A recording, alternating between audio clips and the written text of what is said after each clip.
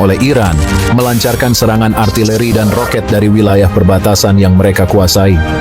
Mereka menargetkan instalasi militer dan pangkalan udara Israel dengan tujuan melemahkan kekuatan tempur Israel dan memaksa mereka untuk mundur. Di Israel, situasi menjadi semakin tidak terkendali. Siren peringatan berbunyi tanpa henti, mengingatkan warga untuk berlindung di tempat yang aman. Pemerintah Israel mengumumkan keadaan darurat nasional dan mengerahkan seluruh kekuatan militernya untuk merespon serangan ini. Namun, skala dan intensitas serangan membuat respons mereka tidak cukup untuk menghentikan gelombang rudal dan drone yang terus mengalir.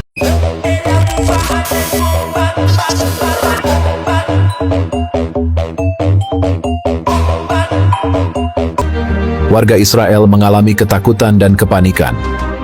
Banyak yang berusaha meninggalkan kota-kota besar dan mencari tempat yang lebih aman di pedesaan atau daerah pegunungan. Namun, dengan serangan yang terus-menerus, banyak warga yang tidak memiliki waktu atau kesempatan untuk melarikan diri.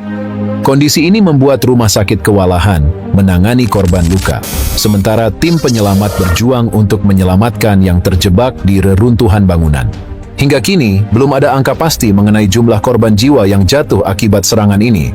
Namun, diperkirakan ratusan warga Israel telah tewas dan ribuan lainnya terluka. Kerusakan infrastruktur sangat parah, dengan banyak bangunan, jalan, dan fasilitas umum hancur.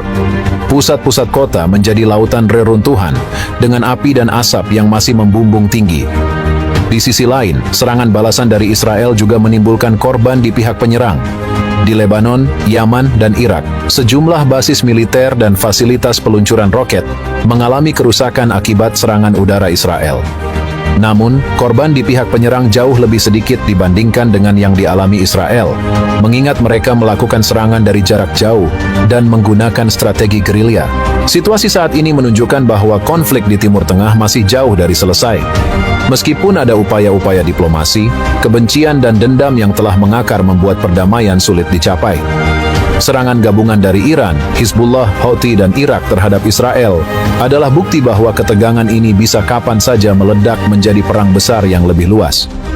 Untuk mencapai perdamaian yang berkelanjutan, diperlukan upaya keras dari semua pihak untuk duduk bersama dan mencari solusi yang adil dan damai. Komunitas internasional harus memainkan peran aktif dalam mendorong dialog dan menyediakan bantuan kemanusiaan bagi mereka yang terkena dampak. Serangan gabungan dari Iran, Hizbullah, Houthi, dan Irak terhadap Israel menunjukkan betapa rentannya situasi di Timur Tengah. Konflik ini tidak hanya menimbulkan kerusakan fisik, tetapi juga menyisakan luka yang dalam di antara masyarakat yang terlibat. Di tengah ketegangan ini, harapan untuk perdamaian tetap ada, meskipun jalannya penuh tantangan dan rintangan. Upaya diplomasi dan dialog harus terus didorong dengan harapan suatu hari nanti kawasan ini bisa hidup dalam damai dan keamanan. Di tingkat politik, pemerintahan Israel berada di bawah tekanan besar untuk merespons serangan ini dengan tegas namun berhati-hati.